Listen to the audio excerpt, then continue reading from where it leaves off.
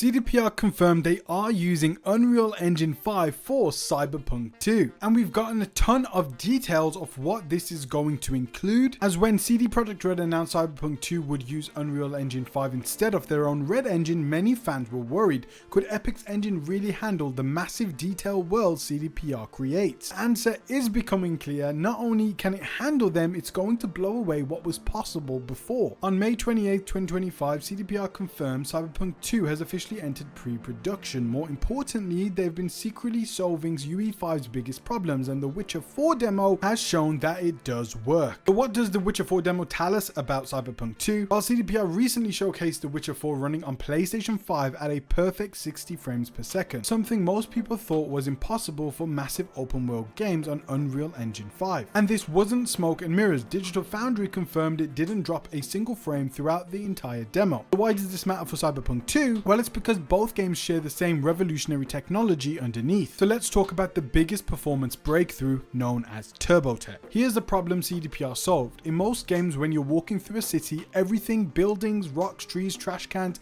is treated like it could be interactive.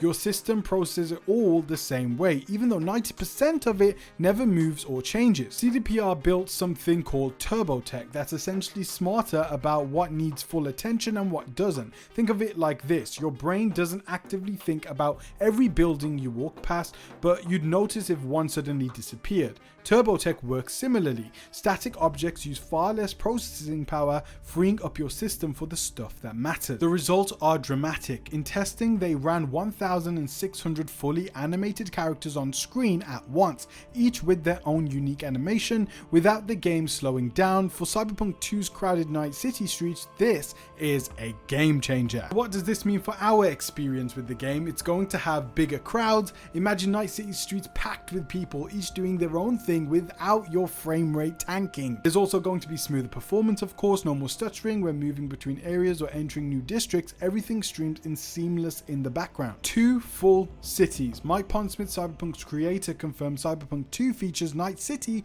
plus a second location he described as Chicago gone wrong, a grittier, more industrial Midwest vibe. There's also, of course, going to be better graphics and higher frame rates. The demo proved you can have real-time ray trace lighting while maintaining 60 frames per second even on console hardware. And with Cyberpunk 2, we are going to be playing it on PlayStation 6, but it also could be a cross-gen title with the PlayStation 5. As we talked about previously in my last Cyberpunk video, it's going to have a much more American touch this time around. Cyberpunk 2 is being developed primarily in CDPR's new Boston and Vancouver studios rather than Poland, as they want the game to feel a lot more authentic to the American experience. And even though it's going to be using Unreal Engine 5, there will be no more stuttering. One of Unreal Engine 5's biggest complaints on PC has been stuttering, those annoying hitches when new areas load. CDPR has solved this by preloading shaders at startup, streaming content smoothly in the background, and strategically timing when things load so you never notice. And the Witcher 4 demo proved it works perfectly. Expect the same buttery smooth experience in Cyberpunk 2. Now with Unreal Engine 5, of course, we've got to talk about lighting. Here's something that sounds technical, but you'll absolutely notice: hardware ray trace global illumination running at 60 frames per second on console. What does this mean in plain English? Well, lighting and reflections that react realistically to everything in real time, without the compromises of previous games. Neon signs reflecting off puddles, light bouncing naturally through windows, shadows moving correctly as the day cycles,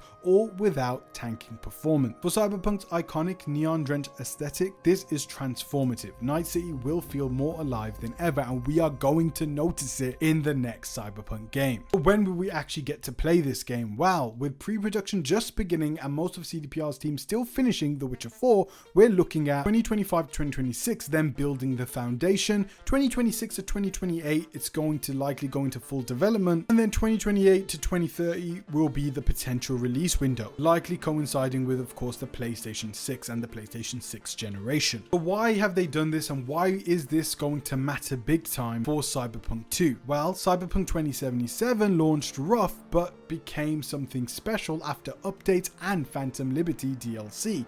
Now imagine that team starting fresh with an engine that actually works for their ambitions, technology specifically built to handle massive dense open worlds, authentic cultural grounding from American based development, 2 huge distinct cities instead of 1, and performance locked in from day one. The Witcher 4 demo proves CDPR and Epic haven't just made Unreal Engine 5 work for open worlds, they've made it excel. Every technical limitation that held back Cyberpunk 2077 at launch or makes current UE5 games struggle has been systematically solved. Cyberpunk 2 isn't just a sequel, it's CDPR showing what happens when you combine the ambition with technology that can actually deliver on it from the start. And they've even told us in the past that they want Projekt ORION Cyberpunk 2 to be what they originally envisioned with Cyberpunk, as they initially promised us sprawling cities in Cyberpunk 2077, true player choice where we can really affect the main story and its endings and different decisions and branching paths, and just a city that really felt alive. Yes, a lot of things couldn't happen and there were a lot of limitations with the Red Engine. As much as I love the Red Engine, CDPR is working close with Epic Games, and it's very likely that they are going to help Epic Games with Unreal Engine for other developers too, so we don't have all of these Unreal Engine problems across the board. I feel like I'm losing my mind. Is everybody in the world blind? Please, Lord, give me a sign, a sign.